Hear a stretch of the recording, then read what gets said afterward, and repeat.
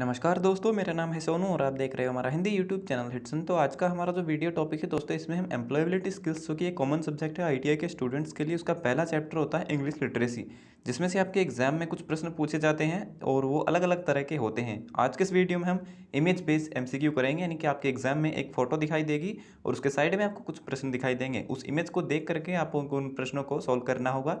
तो इस प्रकार के प्रश्न आपके एग्जाम में अब की बार आने वाले हैं और ये प्रश्न मैंने लिए हैं भारत स्किल्स की वेबसाइट से।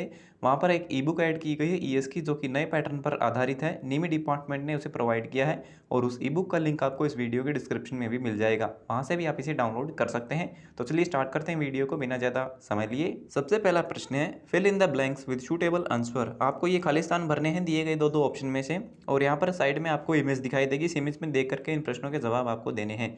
ठीक है, तो पहले प्रश्न का ऑप्शन ए है there are three kinds of wire. यहाँ पर तीन तरह की तारें हैं, क्या ये बात सत्य है या फिर असत्य है? तो देखने पर आप देख सकते हैं अर्थ, लाइव और न्यूट्रल, तीन तरह की वो तार हैं। तो ऑप्शन है ट्रू, इसका सही उत्तर है। ऑप्शन बी है are there five different colour. क्या यहाँ पे पांच अलग अलग कलर हैं? तो कलर आप देख सकते हो ग्रीन, येलो, ब्राउन और ब्लू, सिर्फ चार कलर हैं, तो इसका आंसर होगा नो। तीसरा ऑप्शन है green is live wire. Green जो है वो एक लाइव वायर है। तो यहाँ पे आप देखिए ग्रीन कलर की जो तार है वो लाइव नहीं बल्कि अर्थ की वायर है, तो इस प्रश्न का उत्तर होगा नो। उसके बाद ऑप्शन डी है is there a red wire. क्या वहाँ पर एक लाल रंग की भी तार है? तो देख सकते हैं इसके अंदर आपको ग्रीन, येलो, ब्राउन और ब्लू कलर की तार हैं, रेड कलर की कोई भी तार नहीं है। तो ऑप्शन होगा, उत्तर होगा इसका नो।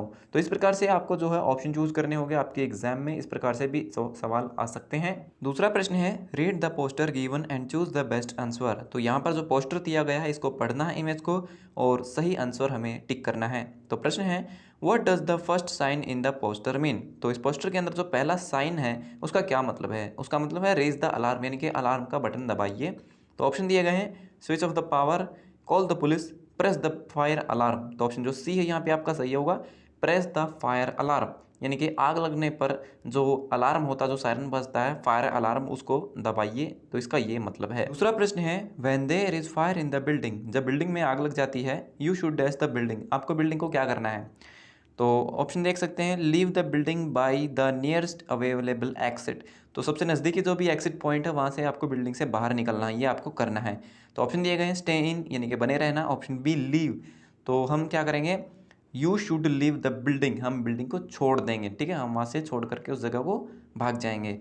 तो you should leave the building, हमें उस बिल्डिंग को छोड़ देना है। तीसरा प्रश्न है if you hear the fire bell. अगर आपको फायर अलार्म की आवाज़ सुनाई देती है you should immediately report to the dash. आपको तुरंत कहाँ पर पहुँचना चाहिए, कहाँ पर रिपोर्ट करनी चाहिए? तो ऑप्शन देख सकते हैं इस इमेज के अंदर। आप पहले देखिए कि आपको क्या करना चाहिए। तो यहाँ पे तीसरा जो सिंबल है उसमें लिखा हुआ है report to the assembly point. जब आपको फायर अलार्म सुनाई देगा तो आपको असेंबली पॉइंट में पहुंचना है, यानी कि जहाँ पे लोग इकट्ठे होते हैं, जो एक सेफ जगह होती है जैसे कि बेसमेंट।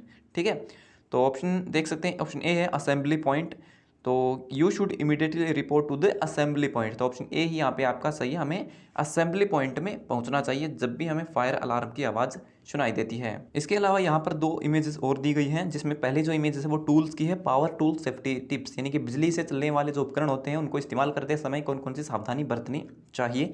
ठीक है, तो आप चाहें तो इस इमेज को पढ़ भी सकते हैं, बट अगर आप जो है आईटीआई में अच्छे से आपने पढ़ा है तो बिना इमेज को देख के भी आप प्रश्नों के जवाब दे सकते हैं, लेकिन अगर आप इमेज को पढ़ लेंगे तो शायद सही रहेगा। ठीक है, तो पहला प्रश्न है dash maintenance of tools is important. तो ऑप्शन दिए गए हैं प्रॉपर और इम्प्रॉपर। तो सही उत्तर होगा प्रॉपर।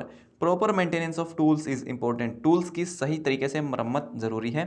ऑप्शन बी है keep your tools clean and blunt और शार्प। तो हमें अपने टूल्स को जो है साफ और शार्प रखना चाहिए ताकि वो अच्छे से काम करें। ऑप्शन सी है is PPE necessary when you use power tools. क्या पर्सनल प्रोटेक्टिव इक्विपमेंट ज़रूरी है जब भी हम पावर टूल्स का यूज़ करते हैं? तो उत्तर होगा यस, वो ज़रूरी है। ठीक है, ऑप्शन डी है can you carry a power tool by its cord. क्या आप किसी भी बिजली से चलने वाले उपकरण को उसकी तार पकड़कर उठा सकते हो? क्या तार पकड़कर उठाना उसको सही होगा? कोर्ड का मतलब होता है उसकी तार, वायर। ठीक है, तो उत्तर होगा नो, ये गलत बात है। ठीक है, ऑप्शन ई है if you use power tools in wait condition.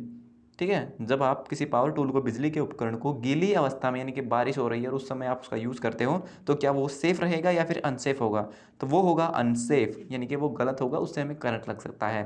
ठीक है, ऑप्शन ए है you should inspect all tools before use. ठीक है, तो क्या ये बात सही है या फिर गलत है? क्या आपको उपकरणों को इस्तेमाल करने से पहले उनकी अच्छे से जांच कर लेनी चाहिए?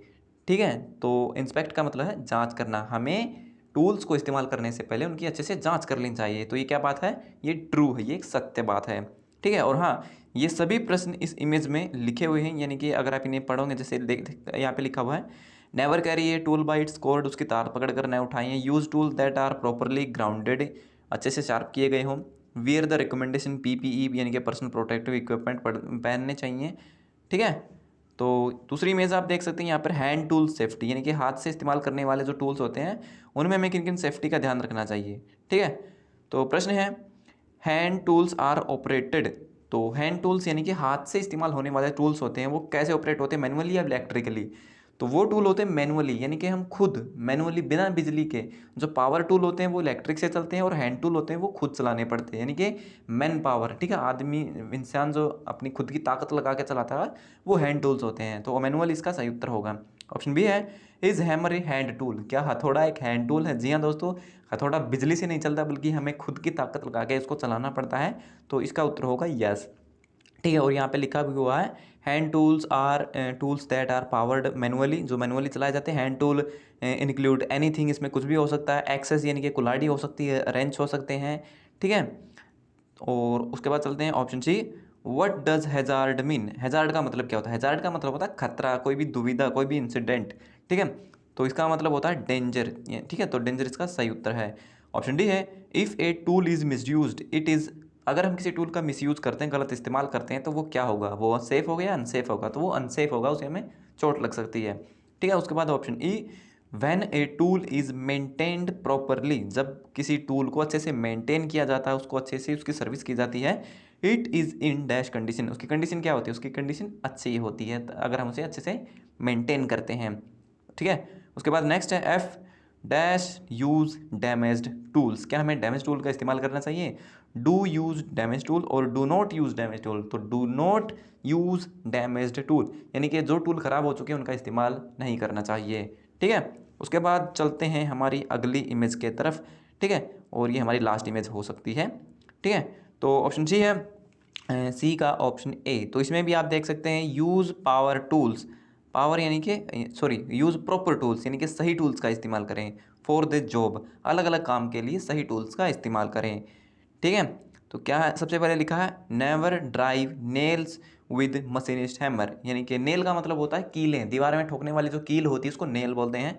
तो कीलों को ठोकने के लिए कभी भी मशीनिस्ट के हैमर का यूज़ नहीं करना, यानी कि भारी हथौड़े का यूज़ नहीं करना चाहिए। उसके बाद है, never use a wrench too large for nut, ठीक है, मतलब काफ़ी ज़्यादा बड़ा नट है तो उसके लिए हमें रेंच का यूज़ नहीं करना चाहिए। उसके बाद है, never use the without A handle, जो रेती होती है उसको बिना हैंडल के यूज़ ना करें, इससे हाथ में चोट लग सकती है। उसके बाद never use A carpenter hammer on metal, तो जो कारपेंटर का जो हथौड़ा होता है, जो लकड़ी का बना होता है, उसको कभी भी लोहे के जो पार्ट होते हैं उन पर यूज़ नहीं करना चाहिए, क्योंकि लोहे, जो लकड़ी का हथौड़ा होता है जिसे हम मैलेट बोलते हैं, वो जिसे उसे अगर आप मेटल पर यूज़ करोगे तो वो ख़राब हो जाएगा। ठीक है, तो ये टूल्स के बारे में कुछ प्रश्न हैं जो कि इस इमेज को देख करके आपको यहाँ पे उत्तर देने हैं। इमेज आपने पढ़ ली है, अब हम प्रश्नों के जवाब देते हैं। तो पहला ऑप्शन ये है, can you use A carpenter hammer on metal, क्या हम यूज़ कर सकते हैं? तो नो, तो इसका प्रश्न, उसका सही उत्तर होगा नो। ऑप्शन बी है, can you drive nails with A machinist hammer, क्या आप मशीनिस्ट हैमर से नेल्स को ड्राइव कर सकते हैं, नेल जो कीले उनको ठोक सकते हैं? तो इसका जवाब होगा नो, नहीं करना चाहिए। ऑप्शन सी है, is it possible to use a file with handle, क्या रेती का इस्तेमाल बिना हैंडल के किया जा सकता है? तो इस्तेमाल कर सकते हैं लेकिन करना नहीं चाहिए। तो इस कंडीशन में उत्तर होगा यस, हाँ हम रेती का इस्तेमाल बिना हैंडल के कर सकते हैं अगर मजबूरी है तो।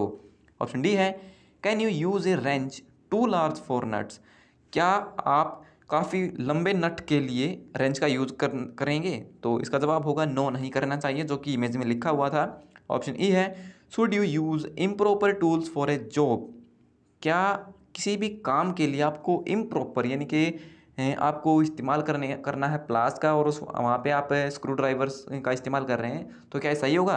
तो ये गलत होगा। हमें सही काम के लिए प्रॉपर टूल्स का इस्तेमाल करना चाहिए, इम्प्रॉपर का मतलब होता है गलत टूल्स। ठीक है, तो इसका जवाब होगा नो। एफ क्वेश्चन है, मतलब लास्ट वाला है, should you handle the tool with care, क्या हमें टूल्स का ध्यान से इस्तेमाल करना चाहिए? तो इसका जवाब होगा यस, हमें उनका ध्यान से इस्तेमाल करना चाहिए। सो ये हो गए हमारे सभी प्रश्न कंप्लीट। सो वीडियो देखने के लिए धन्यवाद दोस्तों। अगर आपका कोई सवाल है तो आप कमेंट बॉक्स में लिख करके पूछ सकते हो। तो मिलते हैं हमारी अगली वीडियो में, तब तक के लिए नमस्कार।